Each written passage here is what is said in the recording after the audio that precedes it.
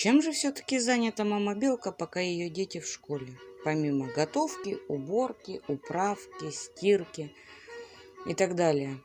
Я создаю детям маленькие праздники.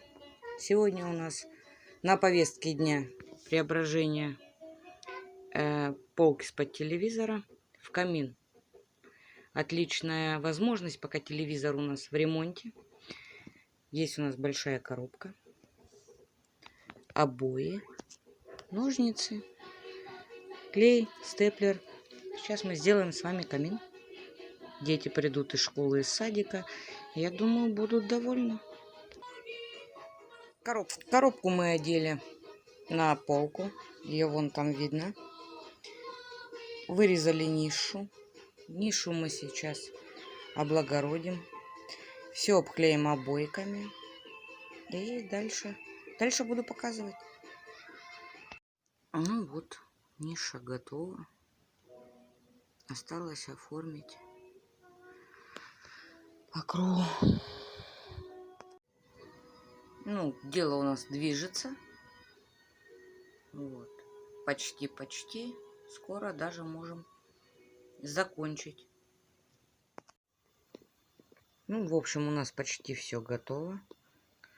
Пришла дочь со школы, у нас пошло все быстрее.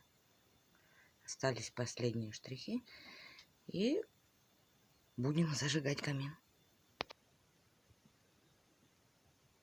Ну, растопили мы наш камин. Все выглядит вот так. Сверху привезется телевизор, поставится.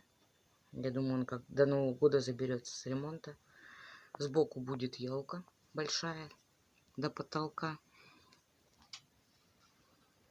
Вот так это будет выглядеть в темноте. Ну вот, приедет Ромаша с садика. Будем смотреть реакцию. Ромаша приехал с садика, мы идем смотреть сюрприз. Закрывай глаза. Пошли. Открывай.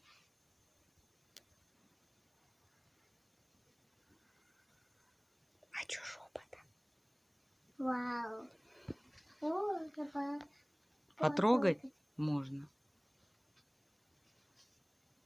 Там дрова, смотри, колючку поймаешь.